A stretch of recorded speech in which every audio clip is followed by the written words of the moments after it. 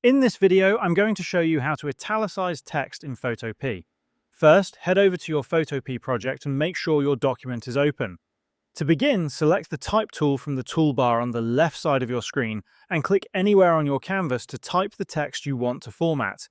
Once your text has been created, go to the Layers panel on the right-hand side and make sure the correct text layer is selected, because formatting changes will only apply to the active layer. After selecting your text layer, look to the right side of your workspace for the Character panel icon. When you click on this icon, it will open the text formatting options. If you do not see the Character panel, go to the top menu, click on Window, and then choose Character from the drop-down list. This will enable the panel and make its icon visible on the right side of your screen.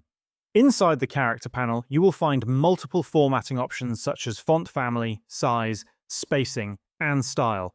Among these options, you will see the Italic button. Simply click on the Italic option and your selected text will instantly convert into Italic style.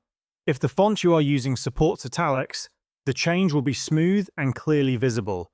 This formatting helps emphasize words, add stylistic tone, or create visual distinction in your design. Make sure your text layer remains selected while applying this setting so the change is applied correctly.